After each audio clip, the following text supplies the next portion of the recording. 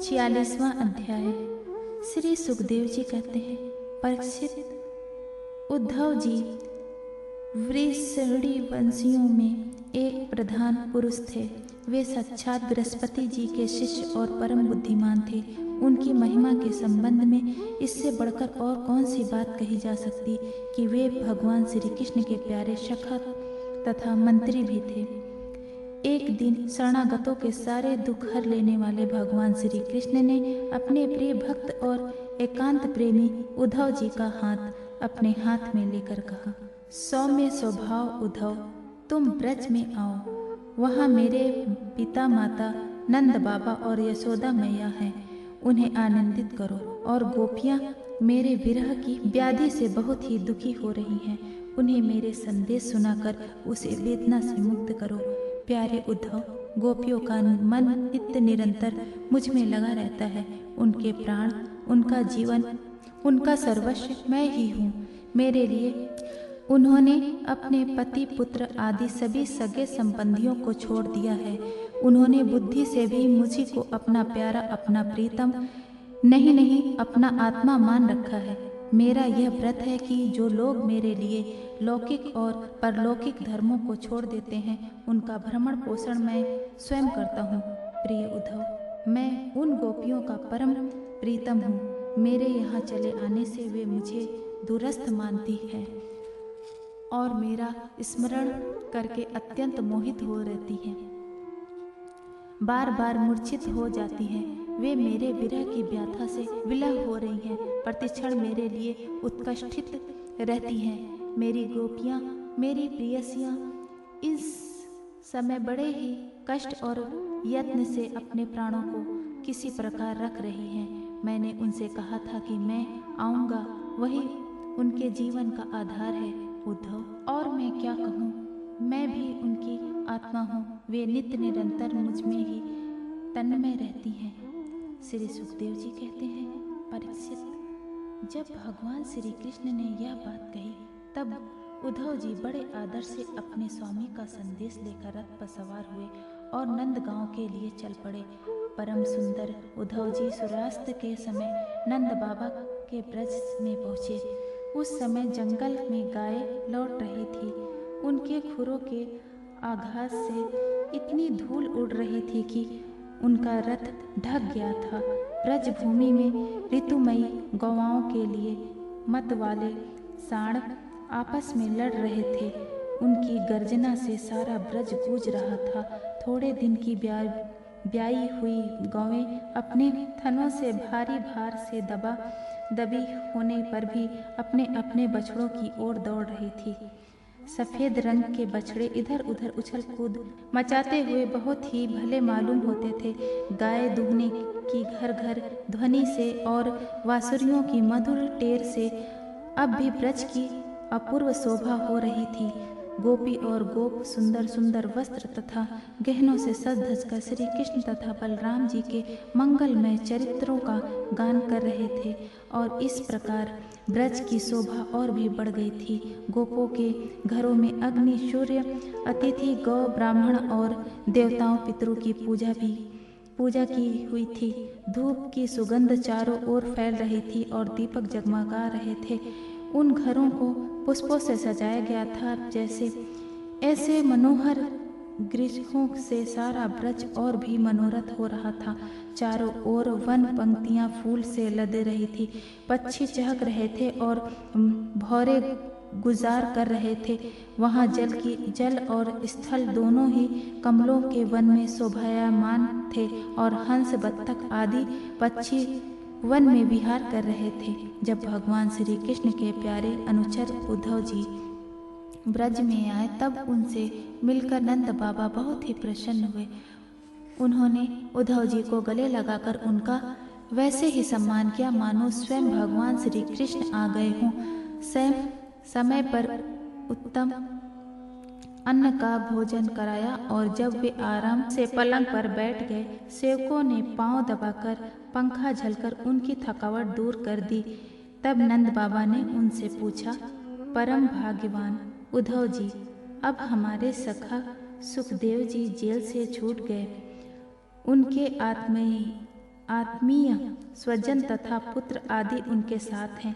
इस समय वे सब कुशल से तो है ना। यह बड़े सौभाग्य की बात है कि अपने पापों के फलस्वरूप पापी कंस अपने अनुयायियों के साथ मारा गया, क्योंकि स्वभाव से ही धार्मिक परम साधु यदुवंशियों से वह सदा द्वेष करता था। अच्छा उद्धव जी, श्री कृष्ण कभी हम लोग को भी याद करते हैं। यह उनकी माँ है, स्वजन संबंधी हैं, सखा हैं, गोप हैं। उन्हीं को अपना स्वामी और सर्वस्व मानने वाला यह ब्रज है। उन्हीं की गाय वृंदावन और गिरिराज है। क्या वे कभी इनका स्मरण करते हैं? आप यह तो बतलाइए कि हमारे गोविंद अपने सुहृदय बंधुओं को देखने के लिए एक बार भी यहाँ आएंगे क्या? यदि वे यहाँ आ जाते तो हम उनकी वह सुघड़ नासिक, उनकी मधुर हास्य और मनोरथ चितवन से युक्त मुख कमल देख तो लेते। उद्धव जी, श्री कृष्ण का हृदय उदार है, उनकी शक्ति अत्यंत है। उन्होंने दवानल से, आधी पानी से, वृषासुर और अजगर आदि अनेकों मृत्यु के निर्मितों से, जिन्हें टालने का कोई उपाय न था, एक बार नहीं अनेक बार हमारी रक्षा की है। उद्धव जी, हम श्री कृष्ण के विचित्र चरित्र और उनकी विलासपूर्ण तिरछी चितवन, उन्मुक्त हास्य, मधुर भाषण आदि का स्मरण करते रहते हैं और उसमें इतने तन्मय रहते हैं कि अब हमसे कोई काम काज नहीं हो पाता। जब हम देखते हैं कि यह वही नदी है जिसमें श्री कृष्ण जल क्रीड़ा करते थे, यह वही गिरिराज है जिसे उन्होंने अपने एक हाथ पर उठा लिया था, ये वही वन के प्रदेश हैं जहाँ श्री कृष्ण गाय चराते हुए बांसुरी बजाते थे, और ये वही स्थान है जहाँ वे अपने सखाओं के साथ अनेकों प्रकार के खेल खेलते थे। साथ ही यह भी देखते हैं कि वहाँ उनके चरण चिन्ह अभी मिटे नहीं हैं। तब उन्हें देखकर हमारा मन श्री कृष्णमय हो जाता है। इसमें संदेह नहीं है कि श्री कृष्ण और बलराम को देव शिरोमणि मानता हूँ, और यह भी मानता हूँ कि वे देवताओं का कोई बहुत बड़ा प्रयोजन सिद्ध करने के लिए यहाँ आए हुए हैं। स्वयं भगवान गर्गाचार्य जी ने मुझसे ऐसा ही कहा था। जैसे सिंह बना किसी परिश्रम के पशुओं को मार डालता है, वैसे ही उन्होंने खेल खेल में 10,000 हाथियों का बल रखने वाले कंस, उनके दोनों अजय पहलवान और महान बलशाली गजराज कुवल या पीड़ को मार डाला। उन्होंने 3 ताल लंबे और अत्यंत दृढ़ धनुष को वैसे ही तोड़ डाला जैसे कोई हाथी किसी छड़ी को तोड़ डाले। हमारे प्यारे श्री कृष्ण ने एक हाथ से 7 दिनों तक गिरिराज को उठाए रखा था। यदि सबके देखते देखते खेल खेल में उन्होंने प्रलब्ध, धेनुक, अरिष्ट, तृणावर्त और वक आदि उन बड़े बड़े दैत्यों को मार डाला जिन्होंने समस्त देवता और असुरों पर विजय प्राप्त कर ली थी। श्री सुखदेव जी कहते हैं, परिचित नंद बाबा का हृदय यूं ही भगवान श्री कृष्ण के अनुराग रंग में रंगा हुआ था। जब इस प्रकार वे उनकी लीलाओं का एक एक करके स्मरण करने लगे, तब तो उनके प्रेम की बाढ़ ही आ गई। वे विलह हो गए और मिलने की अत्यंत उत्कंठा होने के कारण उनका गला रुंध गया। वे चुप हो गए। यशोदा रानी भी वहां उठकर नंद बाबा की बातें सुन रही थी। श्री कृष्ण की एक एक लीला सुनकर उनके नेत्र से आंसू बहते जा रहे थे और पुत्र स्नेह की बाढ़ से उनके स्तनों से दूध की धारा बहती जा रही थी। उद्धव जी, नंद बाबा और यशोदा रानी के हृदय में श्री कृष्ण के प्रति कैसा अगाध अनुराग है, यह देखकर आनंद मग्न हो गए और उनसे कहने लगे। उद्धव जी ने कहा, हे मानद, इसमें संदेह नहीं कि आप दोनों समस्त शरीरधारियों में अत्यंत भाग्यवान हैं, सराहना करने योग्य हैं, क्योंकि जो सारे चराचर जगत के बनाने वाले और उसे ज्ञान देने वाले नारायण हैं, उनके प्रति आपके हृदय में ऐसा वात्सल्य स्नेह पुत्र भाव है। बलराम और श्री कृष्ण पुराण पुरुष हैं। वे सारे संसार के उपादान कारण और निमित्त कारण भी हैं। भगवान श्री कृष्ण पुरुष हैं, तो बलराम जी प्रधान प्रकृति, ये ही दोनों समस्त शरीर में प्रविष्ट होकर उन्हें जीवन दान देते हैं और उनमें उनसे अत्यंत विलक्षण जो ज्ञान स्वरूप जीव है उनका नियमन करते हैं। जो जीव मृत्यु के समय अपने शुद्ध मन को एक क्षण के लिए भी उसमें लगा देता है, वह समस्त कर्म वासनाओं को धो बहाता है और शीघ्र ही सूर्य के समान तेजस्वी तथा ब्रह्ममय होकर परम गति को प्राप्त होता है। वे भगवान ही हैं जो सबके आत्मा और परम कारण हैं। भक्तों की अभिलाषा पूर्ण करने और पृथ्वी का भार उतारने के लिए मनुष्य का सा शरीर ग्रहण करके प्रकट हुए हैं। उनके प्रति आप दोनों का ऐसा सुदृढ़ वात्सल्य भाव है, फिर महात्माओं आप दोनों के लिए अब कौन सा शुभ कर्म करना शेष रह जाता है। भक्त वत्सल यदुवंश शिरोमणि भगवान श्री कृष्ण थोड़े ही दिनों में ब्रज में आएंगे और आप दोनों को अपने माँ बाप को आनंदित करेंगे। जिस समय उन्होंने समस्त यदुवंशियों के द्रोही कंस को रंग भूमि में मार डाला और आपके पास आकर कहा कि मैं ब्रज में आऊँगा, इस कथन को वे सत्य करेंगे। नंद बाबा और माता यशोदा जी आप दोनों परम भाग्यशाली हैं। खेद न करें, आप श्री कृष्ण जी को अपने पास ही रखेंगे, क्योंकि जैसे काष्ठ में अग्नि सदा ही व्यापक रूप से रहती है, वैसे ही वे समस्त प्राणियों के हृदय में सर्वदा विराजमान रहते हैं। एक शरीर के प्रति अभिमान न होने के कारण न तो कोई उनका प्रिय है और न ही अप्रिय। वे सब में और सबके प्रति समान हैं, इसलिए उनकी दृष्टि में न तो कोई उत्तम है और न ही अधम। यहाँ तक कि विषमता का भाव रखने वाला भी उनके लिए विषम नहीं है। न तो कोई उनकी माता और न पिता, न पत्नी और न तो पुत्र आदि, न अपना और न पराया, न देह है और न तो जन्म ही।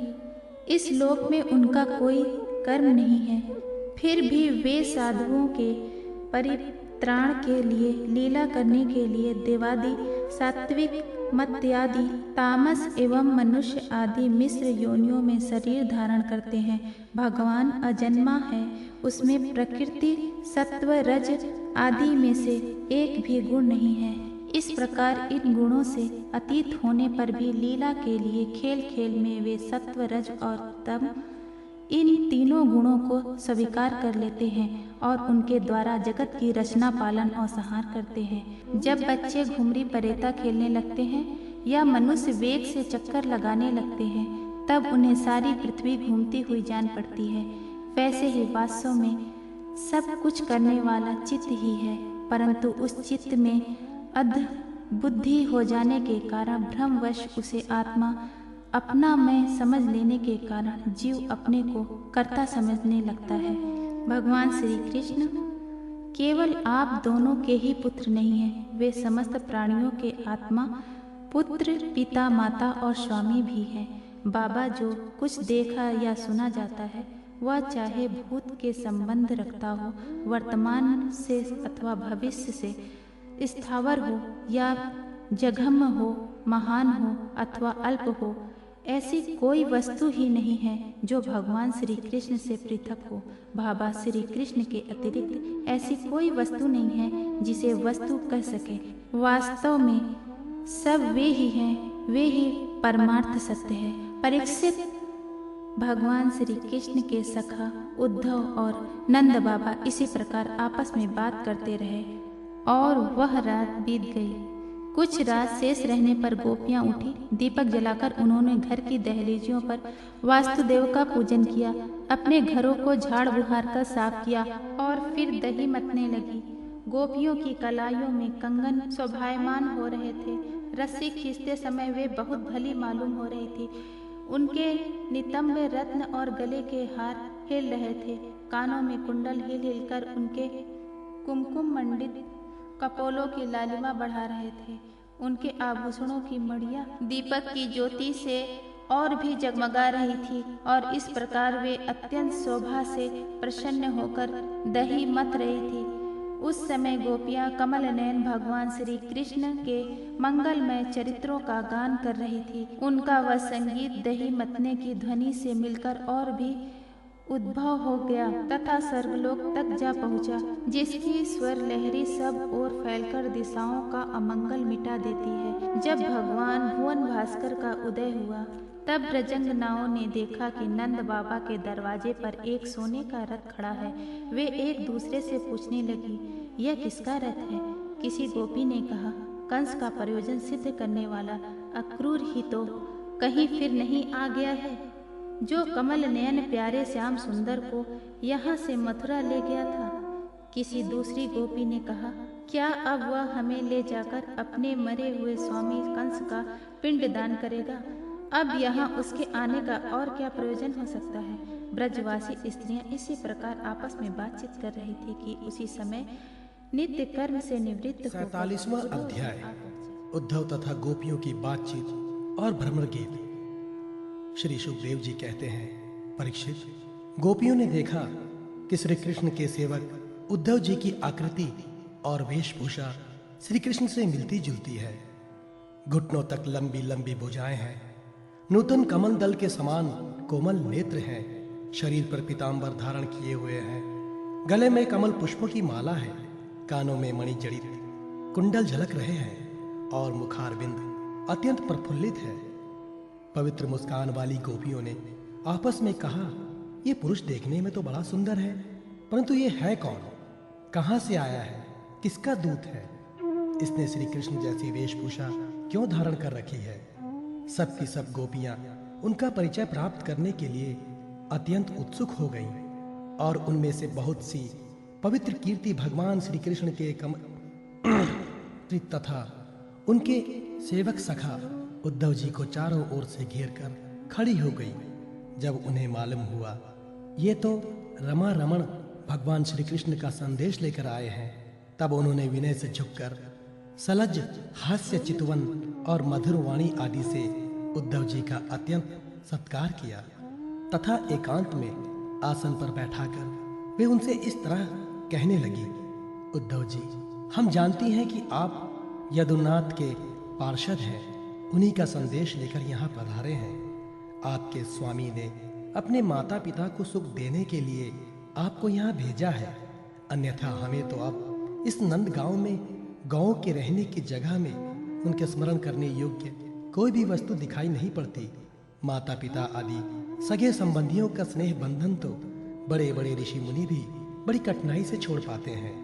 दूसरों के साथ जो प्रेम संबंध का स्वांग किया जाता है वो तो किसी न किसी स्वार्थ के लिए ही होता है।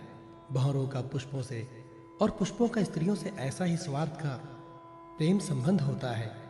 जब वैश्या समझती है कि अब मेरे यहाँ आने वाले के पास धन नहीं है, तब उसे वो धत्ता बता देती है।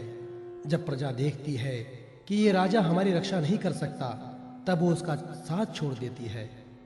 अध्ययन समाप्त हो जाने पर कितने शिष्य अपने आचार्यों की सेवा करते हैं। यज्ञ की दक्षिणा मिली कि ऋत्विज लोग चलते बने। जब वृक्ष पर फल नहीं रहते, तब पक्षीगण वहां से बिना कुछ सोचे विचारे उड़ जाते हैं। भोजन कर लेने के बाद अतिथि लोग ही गृहस्थी की ओर कब देखते हैं।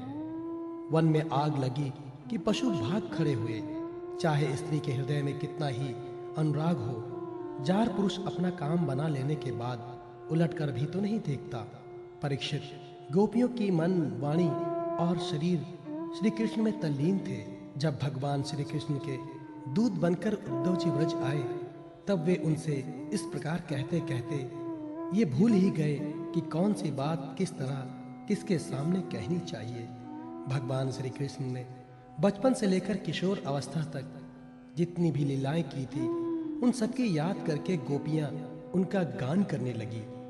वे आत्मविस्मृत होकर स्त्री सुलभ लज्जा को भी भूल गई और फूट फूट कर रोने लगी। एक गोपी को उस समय स्मरण हो रहा था भगवान श्री कृष्ण के मिलन की लीला का। उसी समय उसने देखा कि पास ही एक भौरा गुनगुना रहा है। उसने ऐसा समझा मानो मुझे रूठी हुई समझकर श्री कृष्ण ने मनाने के लिए दूध भेजा हो। वो गोपी भौरे से इस प्रकार कहने लगी। गोपियों ने कहा, रे मधु, तू कपटी का सखा है, इसलिए तू भी कपटी है। तू हमारे पैरों को मत छू, झूठे प्रणाम करके हमसे अन्याय विनय मत कर। हम देख रही हैं कि श्री कृष्ण की जो वनमाला हमारी सौतों के वक्ष स्थल के स्पर्श से मसली हुई है, उसका पीला पीला कुमकुम तेरी मूंछों पर भी लगा हुआ है। तू स्वयं भी तो किसी कुमकुम से प्रेम नहीं करता, यहाँ से वहाँ उड़ा करता है। जैसे तेरे स्वामी वैसे ही तू। मधुपति श्री कृष्ण मथुरा की मानिनी नायिकाओं को मनाया करे, उनका वो कुमकुम रूप कृपा प्रसाद जो यदुवंशियों के सभा में उपहास करने योग्य है, अपने ही पास रखे। उसे तेरे द्वारा यहाँ भेजने की क्या आवश्यकता है? जैसे तू काला है वैसे ही वे भी हैं। तू भी पुष्पों का रस लेकर उड़ जाता है, वैसे ही वे भी निकले। उन्होंने हमें केवल एक बार, हाँ ऐसा ही लगता है, केवल एक बार अपनी तनिक सी मोहिनी और परम मादक अधर सुधा पिलाई, और फिर हम भोली भाली गोपियों को छोड़कर वे यहाँ से चले गए। पता नहीं सुकुमारी लक्ष्मी उनके चरण कमलों की सेवा कैसे करती रहती है। अवश्य ही वे छैल छबीले श्री कृष्ण की चिकनी चुपड़ी बातों में आ गई होंगी। चितचोर ने उनका भी चित चुरा लिया होगा। अरे भ्रमर, हम वनवासिनी हैं, हमारे तो घर द्वार भी नहीं है। तू हम लोगों के सामने यदुवंश शिरोमणि श्री कृष्ण का बहुत सा गुणगान क्यों कर रहा है? ये सब भला हम लोगों को मनाने के लिए ही तो है, परंतु नहीं नहीं, वे हमारे लिए कोई नए नहीं हैं। हमारे लिए तो जाने पहचाने बिल्कुल पुराने हैं। तेरी चापलूसी हमारे पास नहीं चलेगी। तू जा, यहाँ से चला जा, और जिनके साथ सदा विजय रहती है उन श्री कृष्ण की मधुपुराण वासिनी सखियों के सामने जाकर उनका गुणगान कर। ये नई है, उनकी लीलाएं कम जानती हैं, और इस समय वे उनकी प्यारी हैं। उनके हृदय की पीड़ा उन्होंने मिटा दी है। वे तेरी प्रार्थना स्वीकार करेंगी, तेरी चापलूसी से प्रसन्न होकर तुझे मुहमांगी वस्तु देंगी। भौरे, वे हमारे लिए छटपटा रहे हैं, ऐसा तू क्यों कहता है? उनकी कपट भरी मनोहर मुस्कान और भौहों के इशारे से जो वश में ना हो जाए, उनके पास दौड़ी न आवे, ऐसी कौन सी स्त्रियां हैं? अरे अनजान, स्वर्ग में, पाताल में और पृथ्वी में ऐसी एक भी स्त्री नहीं है। औरों की तो बात ही क्या, स्वयं लक्ष्मी जी भी उनके चरण रज की सेवा किया करती हैं। फिर हम श्री कृष्ण के लिए किसी गिनती में है? परंतु तू उनके पास जाकर कहना कि तुम्हारा नाम तो उत्तम श्लोक है, अच्छे अच्छे लोग तुम्हारी कीर्ति का गान करते हैं, परंतु इसकी सार्थकता तो इसमें है कि तुम दीनों पर दया करो। नहीं तो श्री कृष्ण, तुम्हारा उत्तम श्लोक नाम झूठा पड़ जाता है। अरे मधुकर, देख, तू मेरे पैर पर सिर मत टेक। मैं जानती हूँ कि तू अन्याय विन्याय करने में, क्षमा याचना करने में बड़ा निपुण है। मालूम होता है तू श्री कृष्ण से ही ये सीख कर आया है कि रूठे हुए को मनाने के लिए दूत को, संदेशवाहक को कितनी चटुकारिता करनी चाहिए। परंतु तू समझ ले कि यहाँ तेरी दाल नहीं गलने की। देख, हमने श्री कृष्ण के लिए ही अपने पति, पुत्र और दूसरे लोगों को छोड़ दिया, परंतु उनमें तनिक भी कृतज्ञता नहीं। वे ऐसे निर्मोही निकले कि हमें छोड़कर चलते बने। अब तू ही बता, ऐसे अकृतज्ञ के साथ हम क्या संधि करें? क्या तू अब भी कहता है कि उन पर विश्वास करना चाहिए? एरे मधु, जब वे राम बने थे तब उन्होंने कपिराज बाली को व्याध के समान छिपकर बड़ी निर्दयता से मारा था। बेचारी शूर्पणखा कामवश उनके पास आई थी, परंतु उन्होंने अपनी स्त्री के वश होकर उस बेचारी के नाक कान काट लिए और इस प्रकार उसे क्रूप कर दिया। ब्राह्मण के घर वामन के रूप में जन्म लेकर उन्होंने क्या किया? बाली ने तो उनकी पूजा की, उनकी मुंह मांगी वस्तु दी, और उन्होंने उसकी पूजा ग्रहण करके भी उसे वरुणपाश से बांधकर पताल में डाल दिया। ठीक वैसे ही जैसे कौआ बलि खाकर भी बलि देने वाले को अपने अन्य साथियों के साथ मिलकर घेर लेता है और परेशान करता है। अच्छा, तो आप जाने दे, हमें श्री कृष्ण से क्या, किसी भी काली वस्तु के साथ मित्रता से कोई प्रयोजन नहीं। परंतु यदि तू कहे कि जब ऐसा है तब तुम लोग उनकी चर्चा क्यों करती हो, तो भ्रमर, हम सच कहती हैं, एक बार जिसे उसका चस्का लग जाता है वो उसे छोड़ नहीं सकता। ऐसी दशा में हम चाहने पर भी उनकी चर्चा छोड़ नहीं सकती। श्री कृष्ण की लीला रूप कणामृत के एक कण का भी जो रसवादन कर लेता है, उसके राग द्वेष, सुख दुख आदि सारे द्वंद्व छूट जाते हैं। यहाँ तक कि बहुत से लोग तो अपनी दुखमय दुख से सनी हुई घर गृहस्थी छोड़कर अकिंचन हो जाते हैं। अपने पास कुछ भी संग्रह प्रग्रह नहीं रखते और पक्षियों की तरह चुन चुन कर भीख मांग कर अपना पेट भरते हैं। दीन दुनिया से जाते रहते हैं, फिर भी श्री कृष्ण की लीला कथा छोड़ नहीं पाते। वास्तव में उसका रस, उसका चस्का ऐसा ही है। यही दशा हमारी हो रही है। जैसे कृष्णासार मृग की पत्नी भोली भाली हिरनिया व्याघ के सुमधुर गान का विश्वास कर लेती है और उसके जाल में फंसकर मारी जाती है, वैसे ही हम भोली भाली गोपियां भी उस छलिया कृष्ण की कपट भरी मीठी मीठी बातों में आकर उन्हें सत्य के समान मान बैठी और उनके नक्शस्पर्श से होने वाली काम व्याधि का बार बार अनुभव करती रही। इसलिए श्री कृष्ण के दूध भौरे, अब इस विषय में तू और कुछ मत कह। तुझे कहना ही हो तो कोई दूसरी बात कहे। हमारे प्रियतम के प्यारे सखा, जान पड़ता है कि तुम एक बार उधर जाकर फिर लौट आए हो। अवश्य ही हमारे प्रियतम ने मनाने के लिए तुम्हें भेजा होगा। प्रिय भ्रमर, तुम सब प्रकार से हमारे माननीय हो। कहो, तुम्हारी क्या इच्छा है? हमसे जो चाहो सो मांग लो। अच्छा, तुम सच बताओ, क्या हमें वहां ले चलना चाहते हो? अजी, उनके पास जाकर लौटना बड़ा कठिन है। हम तो उनके पास जा चुकी हैं, परंतु तुम हमें वहां ले जाकर करोगे क्या? प्यारे भ्रमर, उनके साथ उनके वक्षस्थल पर जो उनकी प्यारी पत्नी लक्ष्मी जी सदा रहती है ना, तब वहां हमारा निर्वाह कैसे होगा? अच्छा, हमारे प्रियतम के प्यारे दूत मधुकर, हमें ये बतलाओ कि आर्यपुत्र भगवान श्री कृष्ण गुरुकुल से लौटकर मधुपुरी में अब सुख से तो हैं? क्या वे कभी नंद बाबा, यशोदा रानी, यहाँ के घर सगे संबंधी और ग्वाल बालों की भी याद करते हैं? और क्या हम दासियों की भी कोई बात कभी चलाते हैं? प्यारे भ्रमर, हमें ये भी बतलाओ कि कभी वे अपनी अगर के समान दिव्य सुगंध से युक्त भुजा हमारे सिरों पर रखेंगे? क्या हमारे जीवन में कभी ऐसा शुभ अवसर भी आएगा? श्री सुखदेव जी कहते हैं, परीक्षित, गोपियां भगवान श्री कृष्ण के दर्शन के लिए अत्यंत उत्सुक ललायित हो रही थी, उनके लिए तड़प रही थी। उनकी बातें सुनकर उद्धव जी ने उन्हें उनके प्रियतम का संदेश सुनाकर सांत्वना देते हुए इस प्रकार कहा। उद्धव जी ने कहा, अहो गोपियों, तुम कृतकृत्य हो, तुम्हारा जीवन सफल है। देवियों, तुम सारे संसार के लिए पूजनीय हो, क्योंकि तुम लोगों ने इस प्रकार भगवान श्री कृष्ण को अपना हृदय, अपना सर्वस्व समर्पित कर दिया है। दान, व्रत, तप, होम, जप, वेदा ध्यान, धारणा, समाधि और कल्याण के अन्य विविध साधनों के द्वारा भगवान की भक्ति प्राप्त हो, यही प्रयत्न किया जाता है।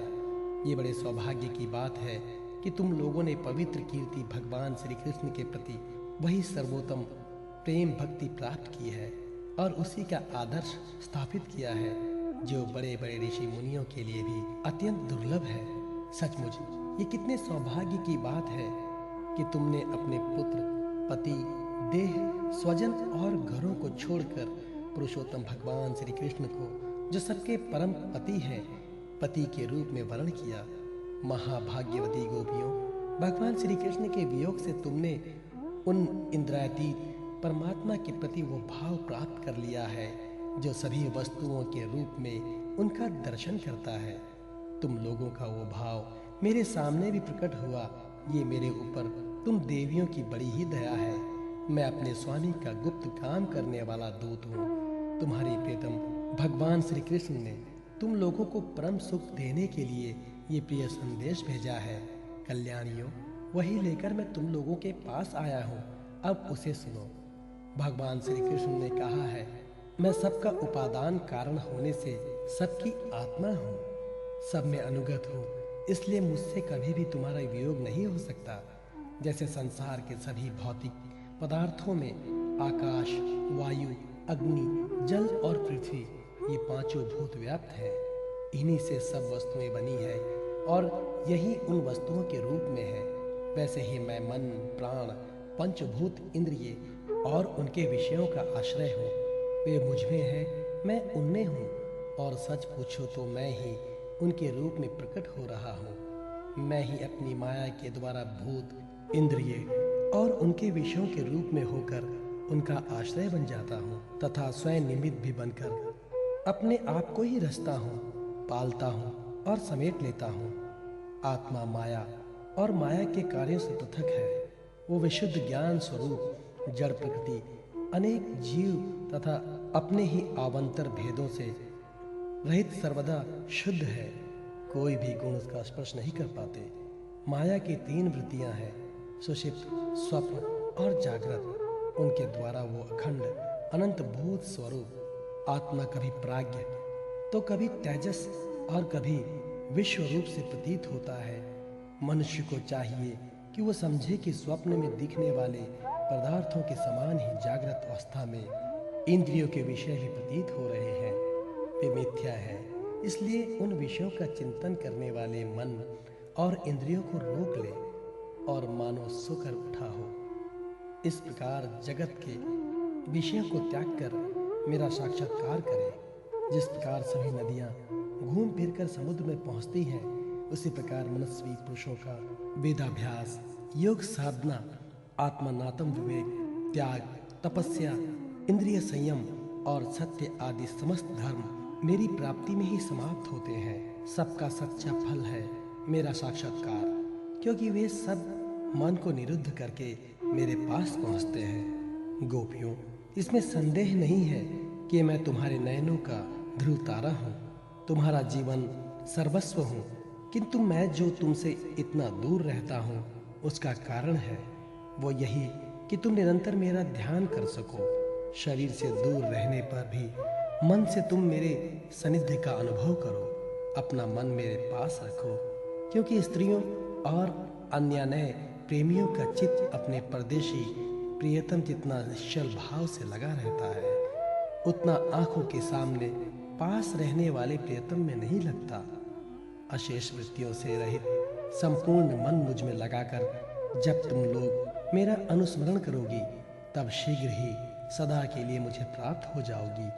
कल्याणियों, जिस समय मैंने वृंदावन में शारदीय पूर्णिमा की रात्रि में रास क्रीड़ा की थी, उस समय जो गोपियां स्वजनों के रोक लेने से व्रज में ही रह गईं, मेरे साथ रास विहार में सम्मिलित ना हो सकी, वे मेरी लीलाओं का स्मरण करने से ही मुझे प्राप्त हो गई थी। तुम्हें भी मैं मिलूंगा अवश्य, निराश होने की कोई बात नहीं है। श्री सुखदेव जी कहते हैं, परीक्षित, अपने प्रियतम श्री कृष्ण का यह संदेश सुनकर गोपियों को बड़ा आनंद हुआ। उनके संदेश से उन्हें श्री कृष्ण स्वरूप और एक एक लीला की याद आने लगी। प्रेम से भरकर उन्होंने उद्धव जी से कहा। गोपियों ने कहा, उद्धव जी, ये बड़े सौभाग्य की और आनंद की बात है कि यदुवंशियों को सताने वाला पापी कंस अपने अनुयायियों के साथ मारा गया। ये भी कम आनंद की बात नहीं है कि श्री कृष्ण के बंधु बांधव और गुरुजनों के सारे मनोरथ पूर्ण हो गए तथा अब हमारे प्यारे श्याम सुंदर उनके साथ सकुशल निवास कर रहे हैं। किंतु उद्धव जी, एक बात हमें आप बतलाइए। जिस प्रकार हम अपनी प्रेम भरी लजीली मुस्कान और उन्मुक्त चितवन से उनकी पूजा करती थीं और वे भी हमसे प्यार करते थे, उसी प्रकार मथुरा की स्त्रियों से भी वे प्रेम करते हैं या नहीं? तब तक दूसरी गोपी बोल उठी, अरे सखा, हमारे प्यारे श्याम सुंदर तो प्रेम की मोहिनी कला के विशेषज्ञ हैं। सभी श्रेष्ठ स्त्रियां उनसे प्यार करती हैं। फिर भला जब नगर की स्त्रियां उनसे मीठी मीठी बातें करेंगी और हाव भाव से उनकी ओर देखेंगी, तब वे उन पर क्यों न रीझेंगे? दूसरी गोपियां बोली, साधु, आप ये तो बतलाइए कि जब कभी नागरी नारियों की मंडली में कोई बात चलती है और हमारे प्यारे स्वच्छंद रूप से बिना किसी संकोच के जब प्रेम की बातें करने लगते हैं, तब क्या कभी प्रसंगवश हम गंवार ग्वालिनों की याद करते हैं? कुछ गोपियों ने कहा, उद्धव जी, क्या कभी श्री कृष्ण उन रात्रियों का स्मरण करते हैं जब कमुदिनी तथा कुंदर के पुष्प खिले हुए थे, चारों ओर चांदनी छिटक रही थी और वृंदावन अत्यंत रमणीय हो रहा था? उन स्त्रियों में ही उन्होंने रास मंडल बनाकर हम लोगों के साथ नृत्य किया था। कितनी सुंदर थी वो रास लीला। उस समय हम लोगों के पैरों के नूपुर रुंझुन रुंझुन बज रहे थे। हम सब सखियां उन्हीं की सुंदर सुंदर लीलाओं का गान कर रही थी और वे हमारे साथ नाना प्रकार के विहार कर रहे थे। कुछ दूसरी गोपियां बोल उठी, उद्धव जी, हम सब तो उन्हीं के विरह की आग में जल रही हैं। देवराज इंद्र जैसे जल बरसाकर वन को हरा भरा कर देते हैं, उसी प्रकार क्या कभी श्री कृष्ण भी अपने कर्षस्पर्श आदि से हमें जीवन दान देने के लिए यहाँ आवेंगे? तब तक एक गोपी ने कहा, अरे सखी, अब तो उन्होंने शत्रुओं को मारकर राज्य पा लिया है। जिसे देखो वही उनका सुहृद बना फिरता है। अब वे बड़े बड़े नरपतियों की कुमारियों से विवाह करेंगे, उनके साथ आनंद पूर्वक रहेंगे। यहाँ हम गवारिनियों के पास क्यों आएंगे?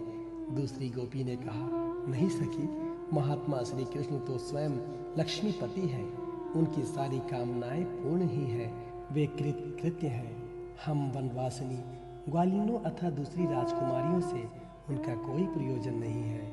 हम लोगों के बिना उनका कौन सा काम अटक रहा है? देखो, वैश्या होने पर भी पिंगला ने क्या ठीक ही कहा है, संसार में किसी की आशा न रखना ही सबसे बड़ा सुख है। ये बात हम जानती हैं, फिर भी हम भगवान श्री कृष्ण के लौटने की आशा छोड़ने में असमर्थ हैं। उनके शुभ आगमन की आशा ही तो हमारा जीवन है। हमारे प्यारे श्याम सुंदर ने, जिनकी कीर्ति का गान बड़े बड़े महात्मा करते रहते हैं, हमसे एकांत में जो मीठी मीठी प्रेम की बातें की हैं, उन्हें छोड़ने का, भुलाने का उत्साह भी हम कैसे कर सकती हैं? देखो तो, उनकी इच्छा न होने पर भी स्वयं लक्ष्मी जी उनके चरणों से लिपटी रहती हैं। एक क्षण के लिए भी उनका अंग संग छोड़कर कहीं नहीं जाती। उद्धव जी, ये वही नदी है जिसमें वे विहार करते थे। ये वही पर्वत है जिसके शिखर पर चढ़कर वे बांसुरी बजाते थे। ये वे ही वन है जिनमें वे रात्रि के समय रास लीला करते थे। और ये वे ही गौएं हैं जिनको चराने के लिए वे सुबह सुबह हम लोगों को देखते हुए चाहते आते थे। और ये ठीक वैसी ही बंशी की तान हमारे कानों में गूंजती रहती है, जैसे वे अपने अधरों के संयोग से छेड़ा करते थे। बलराम जी के साथ श्री कृष्ण ने इन सभी का सेवन किया है।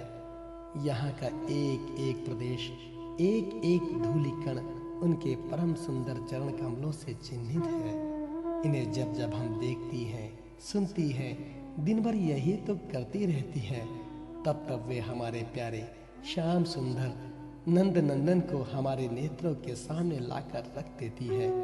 उद्धव जी, हम किसी भी प्रकार मरकर भी उन्हें भूल नहीं सकती। उनकी वो हंसिकी सी सुंदर चाल, उन्मुक्त हास्य, विलासपूर्ण चितवन और मधुमयी वाणी, आह, उन सब ने हमारा चित्त चुरा लिया है। हमारा मन हमारे वश में नहीं है। अब हम उन्हें भूले तो किस तरह? हमारे प्यारे श्री कृष्ण, तुम ही हमारे जीवन के स्वामी हो, सर्वस्व हो। प्यारे, तुम लक्ष्मीनाथ हो तो क्या हुआ, हमारे लिए तो ब्रजनाथ ही हो। हम ब्रज गोपियों के एकमात्र तुम ही सच्चे स्वामी हो। श्याम सुंदर, तुमने बार बार हमारी व्यथा मिटाई है, हमारे संकट काटे हैं। गोविंद, तुम गौओं से बहुत प्रेम करते हो, क्या हम गौएं नहीं हैं? तुम्हारा ये सारा गोकुल जिसमें ग्वाल बाल, माता पिता, गौएं और हम गोपियां सब कोई हैं, दुख के अपार सागर में डूब रहा है। तुम इसे बचाओ, आओ हमारी रक्षा करो। श्री सुखदेव जी कहते हैं, प्रिय परीक्षित, भगवान श्री कृष्ण का प्रिय संदेश सुनकर गोपियों के विरह की व्यथा शांत हो गई थी। वे इंद्रियातीत भगवान श्री कृष्ण को अपनी आत्मा के रूप में सर्वत्र स्थित समझ चुकी थी। अब वे बड़े प्रेम और आदर से उद्धव जी का सत्कार करने लगी। उद्धव जी गोपियों की विरह व्यथा मिटाने के लिए कई महीनों तक वहीं रहे। वे भगवान श्री कृष्ण की अनेकों लीलाएं और बातें सुन सुनाकर ब्रजवासियों को आनंदित करते रहते। नंद बाबा के ब्रज में जितने दिनों तक उद्धव जी रहे, उतने दिनों तक भगवान श्री कृष्ण की लीला की चर्चा होते रहने के कारण ब्रजवासियों का ऐसा जान पड़ा मानो अभी एक ही क्षण हुआ हो। भगवान के परम प्रेमी भक्त उद्धव जी कभी नदी तट पर जाते, कभी वनों में विहरते और कभी गिरिराज की घाटियों में विचरते, कभी रंग बिरंगे फूलों से लदे हुए वृक्षों में ही रम जाते और यहाँ भगवान श्री कृष्ण ने कौन सी लीला की है ये पूछ पूछ कर ब्रजवासियों को भगवान श्री कृष्ण और उनकी लीला के स्मरण में तन्मय कर देते। उद्धव जी ने ब्रज में रहकर गोपियों की इस प्रकार की प्रेम विकलता तथा और भी बहुत सी प्रेम चेष्टाएं देखी। उनकी इस प्रकार श्री कृष्ण में तन्मयता देखकर वे प्रेम और आनंद से भर गए। अब वे गोपियों को नमस्कार करते हुए इस प्रकार गान करने लगे। इस पृथ्वी पर केवल इन गोपियों का ही शरीर धारण करना श्रेष्ठ एवं सफल है, क्योंकि वे सर्वात्मा भगवान श्री कृष्ण के परम प्रेममय दिव्य महाभाव में स्थित हो गई है।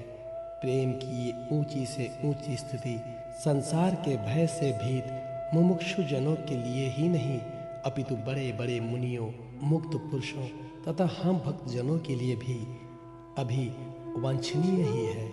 हमें उसकी प्राप्ति नहीं हो सकी। सत्य है, जिन्हें भगवान श्री कृष्ण की लीला कथा के रस का चस्का लग गया है, उन्हें कुलीनता की द्विजाति समुचित संस्कार की ओर बड़े बड़े यज्ञ याज्ञाओं में दीक्षित होने की क्या आवश्यकता है। अथवा यदि भगवान की कथा का रस नहीं मिला, उसमें रुचि नहीं हुई, तो अनेक महाकल्पों तक बार बार ब्रह्मा होने से भी क्या लाभ। कहाँ ये वंचरी आचार ज्ञान और जाति से हीन गांव की गंवार ग्वालिने, और कहाँ सच्चिदानंद घन भगवान श्री कृष्ण में अनन्य परम प्रेम। अहो धन्य है, धन्य है। इससे सिद्ध होता है कि कोई भगवान के स्वरूप और रहस्य को ना जानकर भी उनसे प्रेम करे, उनका भजन करे, तो वह स्वयं अपनी शक्ति अपनी कृपा से उसका परम कल्याण कर देते हैं। ठीक वैसे ही जैसे कोई अनजाने में भी अमृत पी ले तो वो अपनी वस्तु शक्ति से ही पीने वाले को अमर बना देता है। भगवान श्री कृष्ण ने रासोत्सव के समय इन ब्रजंगनाओं के गले में बाँह डाल डाल कर इनके मनोरथ पूर्ण किए। इन्हें भगवान ने जिस कृपा प्रसाद का वितरण किया, उन्हें जैसे प्रेम दान किया, वैसा भगवान की परम प्रेमवती नित्य संगिनी वक्षस्थल पर विराजमान लक्ष्मी जी को भी प्राप्त नहीं हुआ। कमल की सी सुगंध और कांति से युक्त देवांग नाओं को भी नहीं मिला। फिर दूसरी स्त्रियों की बात ही क्या करें। मेरे लिए तो सबसे अच्छी बात यही होगी कि मैं इस वृंदावन धाम में कोई झाड़ी लता अथवा औषधि जड़ी बूटी ही बन जाऊं। आह, यदि मैं ऐसा बन जाऊंगा तो मुझे इन प्रजंगनाओं की चरण धूलि निरंतर सेवन करने के लिए मिलती रहेगी। इनकी चरण रज में स्नान करके मैं धन्य हो जाऊंगा। धन्य है ये गोपियाँ, देखो तो सही, जिनको छोड़ना अत्यंत कठिन है। उन स्वजन संबंधियों तथा लोक वेद की आर्य मर्यादा का परित्याग करके इन्होंने भगवान की पदवी, उनके साथ तन्मयता, उनका परम प्रेम प्राप्त कर लिया है। औरों की तो बात ही क्या, भगवद्वाणी, उनके निश्वास रूप समस्त श्रुतियाँ, उपनिषदें भी अब तक भगवान के परम प्रेममय स्वरूप को ढूंढती ही रहती हैं, प्राप्त नहीं कर पाती। स्वयं भगवती लक्ष्मी जी जिनकी पूजा करती रहती हैं, ब्रह्मा शंकर आदि परम समर्थ देवता, पूर्ण काम अंतरात्मा और बड़े बड़े योगेश्वर अपने हृदय में जिनका चिंतन करते रहते हैं, भगवान श्री कृष्ण के उन्हीं चरणार बिंदुओं को रास लीला के समय गोपियों ने अपने वक्षस्थल पर रखा और उनका आलिंगन करके अपने हृदय के जलन विरह व्यथा शांत की। नंद बाबा के ब्रज में रहने वाली गोपांगनाओं की चरण धूलि को मैं बारंबार प्रणाम करता हूँ, उसे सिर पर चढ़ाता हूँ। आहा, इन गोपियों ने भगवान श्री कृष्ण की लीला कथा के संबंध में जो कुछ गान किया है, वो तीनों लोकों को पवित्र कर रहा है और सदा सर्वदा पवित्र करता रहेगा। श्री सुखदेव जी कहते हैं, परीक्षित, इस प्रकार कई महीनों तक ब्रज में रहकर उद्धव जी ने अब मथुरा जाने के लिए गोपियों से, नंद बाबा और यशोदा मैया से आज्ञा प्राप्त की। ग्वाल बालों से विदा लेकर वहां से यात्रा करने के लिए वे रथ पर सवार हुए। जब उनका रथ व्रज से बाहर निकला तब नंद बाबा आदि गोपीगण बहुत सी भेंट की सामग्री लेकर उनके पास आए और आंखों में आंसू भरकर उन्होंने बड़े प्रेम से कहा, उद्धव जी, अब हम यही चाहते हैं कि हमारे मन की एक एक वृत्ति, एक एक संकल्प श्री कृष्ण के चरण कमलों के ही आश्रित रहे, उन्हीं की सेवा के लिए उठें और उन्हीं में लगी भी रहें।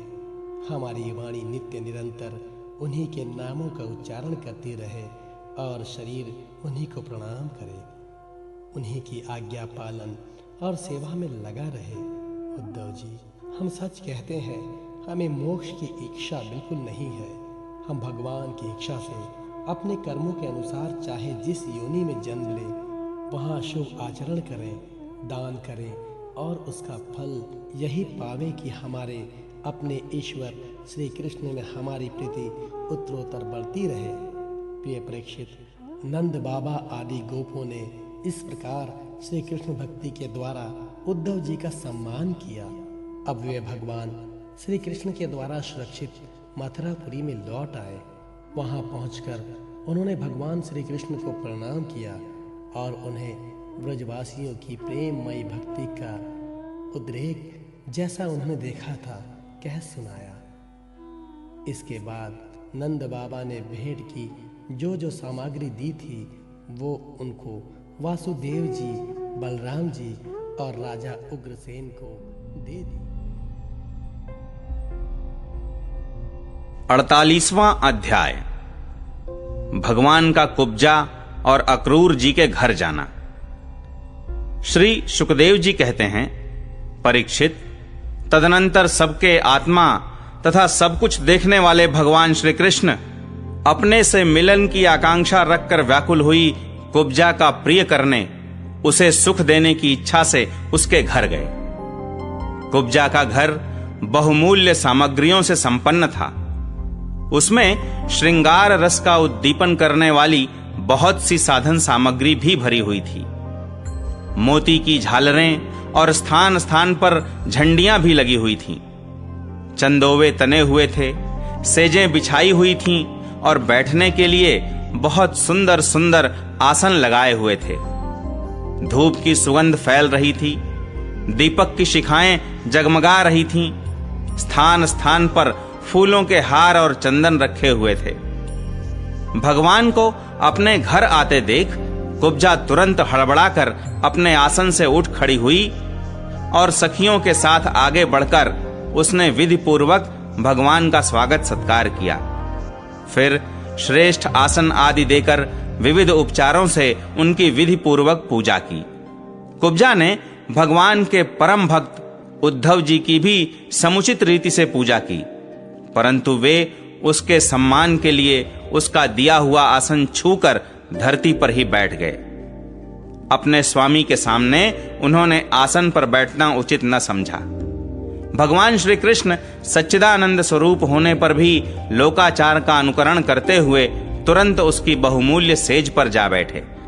तब कुब्जा स्नान, अंगराग, वस्त्र, आभूषण, हार, गंध, इत्र आदि, तांबूल और सुधासव आदि से अपने को खूब सजाकर लीलामयी लजीली मुस्कान तथा हाव भाव के साथ भगवान की ओर देखती हुई उनके पास आई।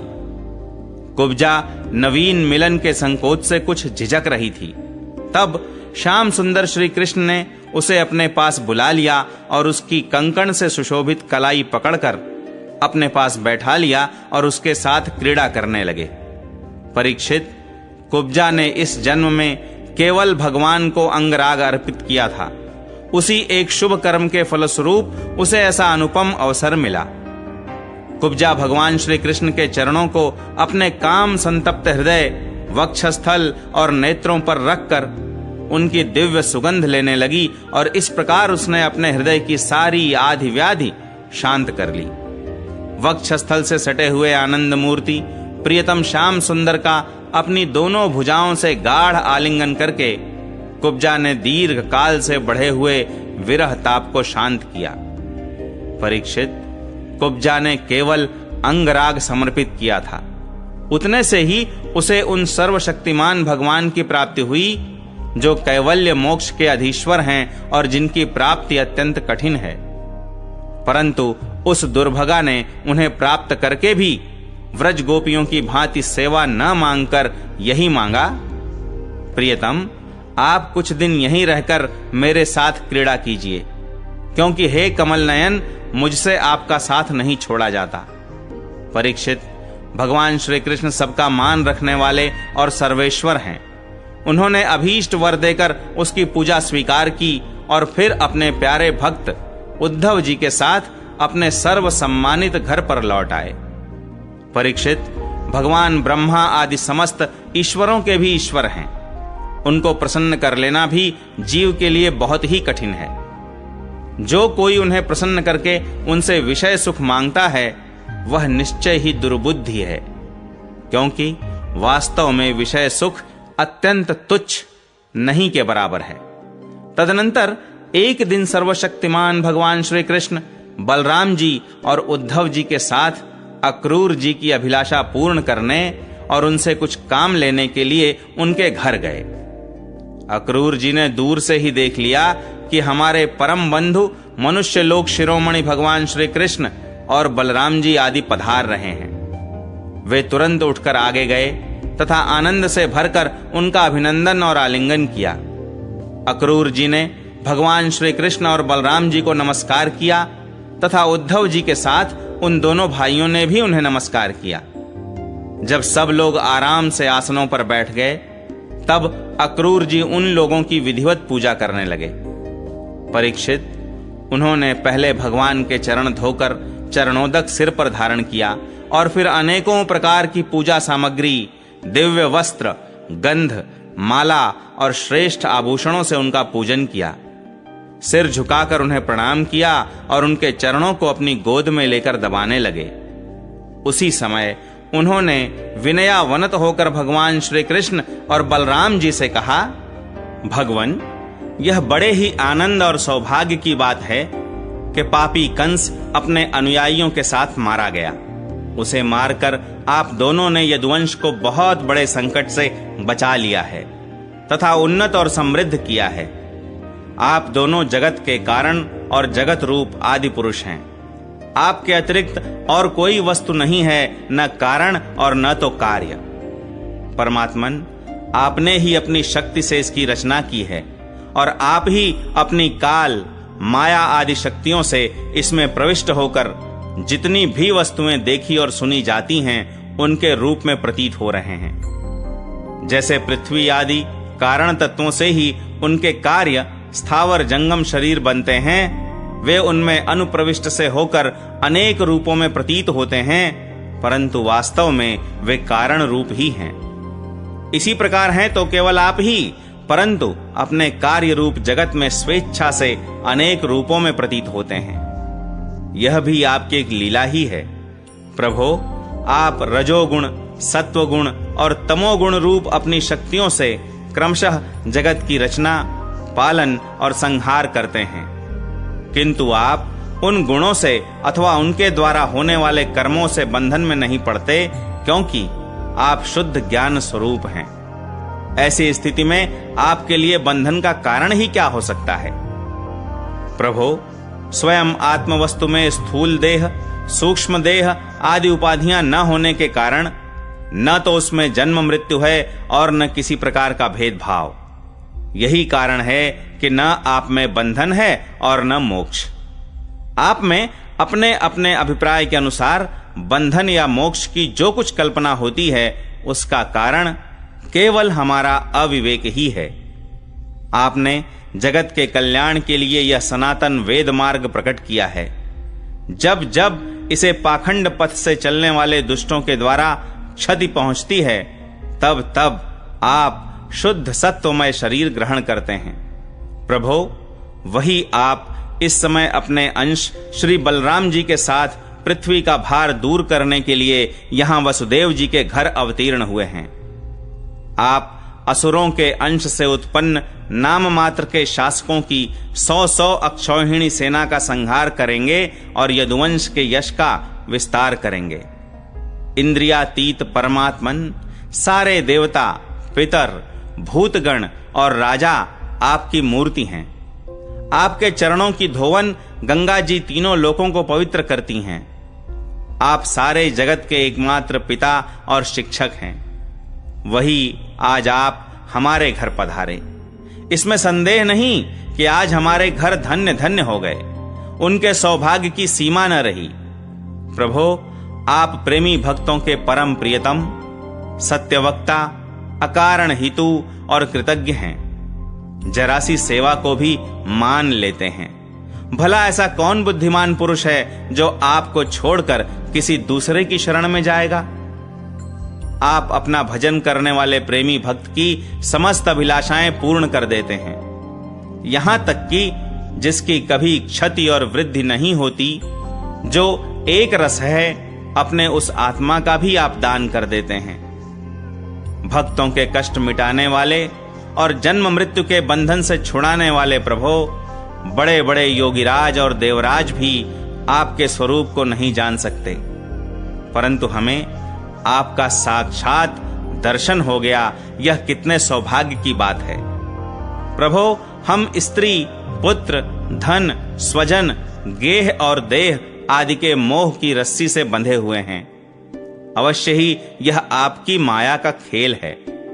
आप कृपा करके इस गाढ़े बंधन को शीघ्र काट दीजिए।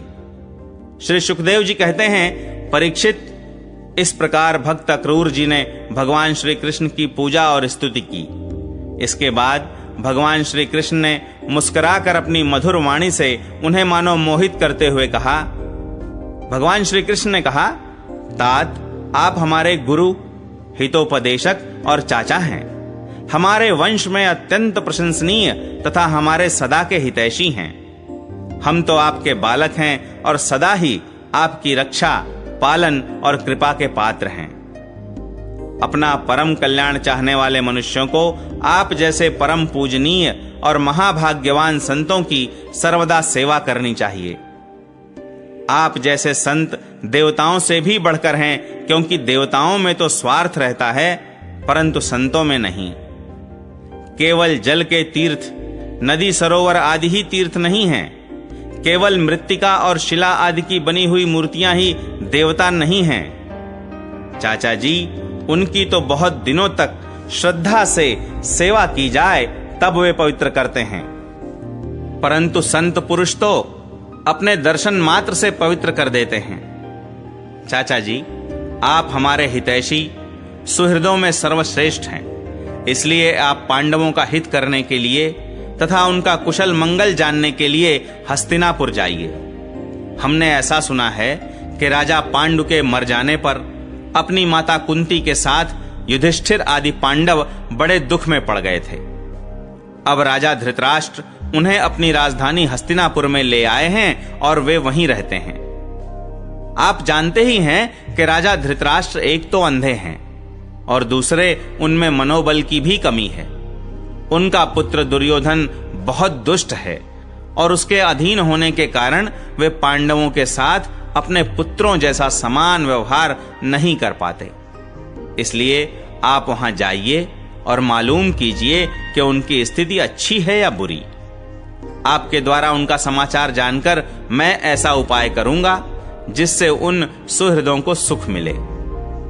सर्वशक्तिमान भगवान श्री कृष्ण अक्रूर जी को इस प्रकार आदेश देकर बलराम जी और उद्धव जी के साथ वहां से अपने घर लौट आए।